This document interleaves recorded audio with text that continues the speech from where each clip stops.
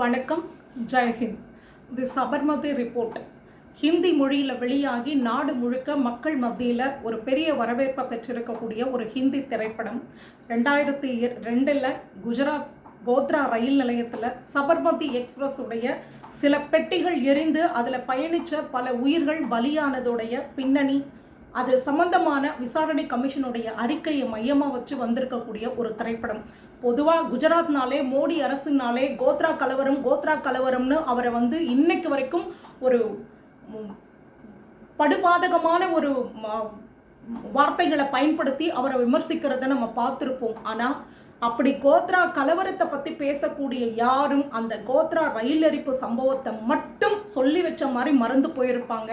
அதுதான் இந்த தேசத்தினுடைய சாபக்கேடு. இங்கே காலம் காலமாக எப்படி இந்த இந்து மக்களினுடைய உயிர் வாக்கு வங்கி அரசியலுக்காக கடந்த கால ஆட்சியாளர்களால் பலி வாங்கப்பட்டது அப்படின்றத மறுபடியும் விளக்கிறதுக்கான ஒரு படம். அது ஒரு அயோத்தி ராமஜென்ம பூமிக்கு வழிபாடு பண்ணுறதுக்காக குழுக்களாக பயணிக்கக்கூடிய அப்பாவி மக்கள், அவங்க அந்த அயோத்தி ராமனை வழிபடுறாங்க, இந்துவாக இருக்காங்க, அந்த புனித பூமிக்கு தீர்த்த யாத்திரை போயிட்டு வராங்க, அந்த கோவில் எழும்பணுன்ற எண்ணத்தோடு இருக்காங்கன்ற ஒரே காரணத்துக்காக அத்தனை அப்பாவி உயிர்கள் திட்டமிட்டு பழிவாங்கப்பட்டிருக்கு.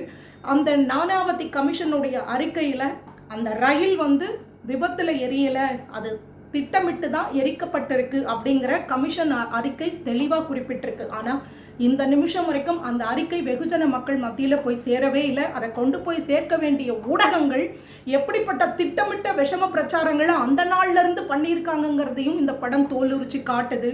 சுதந்திர இந்தியாவில் இந்துக்களினுடைய உயிரும் அவங்களுடைய தன்மானமும் பாதுகாப்பும் எப்படி வாக்கு வங்கி அரசியலுக்காக பலி வாங்கப்பட்டிருக்கு அப்படிங்கிறதுக்கான கண்கண்ட சாட்சியம்தான் இந்த படம். அந்த பத்திரிகையாளர்கள் சாதாரண பத்திரிகையாளர்களாக உண்மை என்னன்னு கண்டறியணுன்றதுக்காக எரிஞ்சு இருக்கக்கூடிய ரயிலில் போய் அவங்க சில விஷயங்களை அவங்க பேசி ஆலோசனை பண்ணும்போது ஒரு 2 நிமிஷம் கூட இந்த சிகரெட்டை நான் பிடிக்க விடலை, நீயும் நானும் மட்டும்தான் இருக்கும், நீ எனக்கு இதை அனுமதிக்கலை, அப்படி இருக்கும்போது இவ்வளோ பெரிய பெட்டியில் இவ்வளோ பயணிக்கிற இடத்துல யார் சிகரெட்டை பிடிச்சா அதனால் எப்படி விபத்து வந்திருக்க முடியும் அப்படின்னு கேட்கக்கூடிய கேள்வி. இந்த ரயில்ல இருந்து ஒரு விபத்துன்னு சொன்னால் தப்பிச்சு வர்றதுக்கு எவ்வளவு வழிகள் இருக்குது, அப்படி இருந்தும் ஏன் அந்த மக்கள் தப்பிச்சு வராமல் அங்கே உள்ளேயே இருந்து எரிஞ்சு சாம்பலானாங்கன்ற கேள்வி சாமானியம் ஒரு பத்திரிகையாளருக்கு வரக்கூடிய கேள்வி, நம்மள மாதிரியான சாதாரண மக்களுக்கு வரக்கூடிய கேள்வி. ஆனால் அந்த கோத்ரா ரயில் எரிப்பு சம்பவத்தோட விசாரணைக்காக அமைக்கப்பட்ட அந்த குழுவுக்கு ஏன் அந்த ஒரு கேள்வி வரவே இல்லை? அது விபத்து தான், அதுவும் மின்சார கசிவுனாலே வந்த விபத்து தான், எப்படி ஒரு அறிக்கையை கொடுத்தாங்க அப்படின்றத யோசிச்சு பார்க்கும்போது லல்லு பிரசாத் யாதவ் மாதிரியான துரோகிகள் இந்த நாட்டுக்கு எவ்வளவு பெரிய கேடு பண்ணியிருக்காங்கிறதும், காங்கிரஸும் அதனுடைய கூட்டணி கட்சிகளும் நம்ம மக்களோட உயிரை எப்படி ஒரு வாக்கு வங்கி அரசியலுக்காக பகடையாக பயன்படுத்தியிருக்காங்க அப்படிங்கிறத பார்க்கும்போது ரத்தம் கொதிக்குது. வரலாறு கொடுக்கக்கூடிய படிப்பினைகளை மக்கள் உணரணும். அப்படி உணரலைன்னு சொன்னால் அது திரும்ப திரும்ப தன்னுடைய வரலாற்று படிப்பினையை கொடுத்துட்டே இருக்கும் அப்படிங்கிறத படிச்சுட்டு இருக்கோம். அதை மற்ற சமூக மக்கள் புரிஞ்சுக்கிறாங்களோ இல்லையோ, தயவு செய்து தொடர்ச்சியாக இழப்புகளை இடர்பாடுகளை அனுபவிக்கக்கூடிய இந்து சமுதாய மக்கள் தயவு செய்து இனியாவது உணருங்க. அந்த அயோத்தி ராமனுக்காக பூஜை பண்ணுறதுக்காக போன அப்பாவி மக்கள் அந்த தீர்த்த யாத்திரை போகிறாங்க, அந்த கோவில் மறுபடியும் வரணும்னு பிரார்த்தனை பண்ணுறாங்கன்ற ஒரே காரணத்துக்காக திட்டமிட்டு அவ்வளவு உயிர்கள் பலி வாங்கியிருக்கு. நம்மளை சூழ்ந்திருக்கக்கூடிய அந்த அந்நிய மத பயங்கரவாதம், நம்மளை சூழ்ந்திருக்கக்கூடிய அந்த கொடூர முகங்கள், இதையெல்லாம் நாம் உணரலைன்னு சொன்னால் நம்ம சந்ததிகளை காப்பாற்ற முடியாமல் போயிடும். இந்த நிமிஷம் வரைக்கும் கோத்ரா கலவரத்தை பற்றி பேசக்கூடியவங்க யாரும், அதுக்காக மோடியை குற்றம் சொல்லக்கூடிய யாரும் இந்த கோத்ரா ரயில் எரிப்பு சம்பவத்தை பற்றி பேசியிருக்க மாட்டாங்க.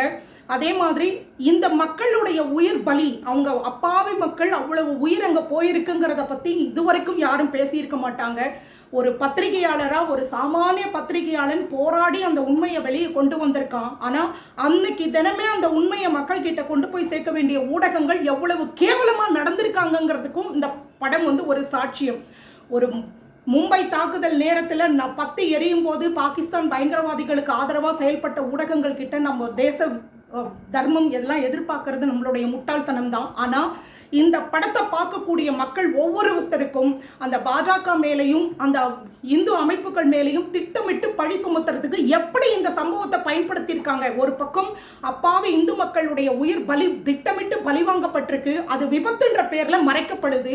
இன்னொரு பக்கம் அதையே ஆளக்கூடிய பாஜக அரசுக்கும் இந்து அமைப்புகளுக்கும் எதிராக மாத்தி இந்த நிமிஷம் வரைக்கும் பிற அரசியல் பண்ணிட்டு இருக்காங்க. இந்த உண்மை இந்த திரைப்படத்தின் மூலமா வெளியே வந்திருக்கு. அந்த சம்பவத்துல அப்பாவியா உயிரோட எரிஞ்சு சாம்பலான அந்த மக்களுக்கான ஒரு நினைவஞ்சலியா இந்த படம் வந்திருக்குன்னு சொல்லலாம். அந்த ஷோபா கபூர், ஏக்தா கபூர்ன்ற தயாரிப்பாளர்களுக்கு இந்த தேசம் ஒரு நன்றி கடன் பட்டிருக்கு. ஏன்னா மறைக்கப்பட்ட ஒரு உண்மையை நானாவதி கமிஷன் அறிக்கையை அடிப்படையாக வச்சு இந்த படத்தை கொண்டு வந்திருக்காங்க. அவங்களுக்கு இந்த தேசம் என்னைக்குமே நன்றி கடன் பட்டிருக்கும்.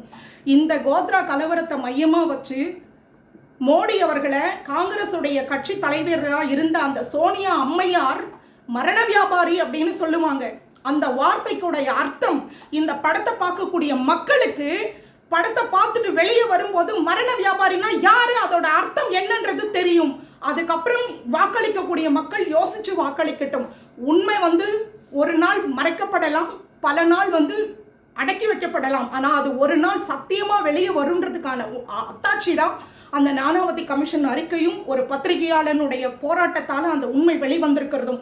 இதோட தொடர்ச்சியாக அந்த கோத்ரா கலவரமும் அதோடைய பின்னணியும் கூட ஒரு திரைப்படமாக வரணும், மக்கள் மத்தியில் போய் சேரணும். இது மட்டும்தான் சுதந்திர பாரதத்தில் அப்பாவியாக உயிர் இழந்து பலியான இந்து மக்களுக்கு, இந்த இந்துஸ்தானத்துடைய மக்களுக்கு நாம் செய்கிற உண்மையான அஞ்சலியாக இருக்கும்.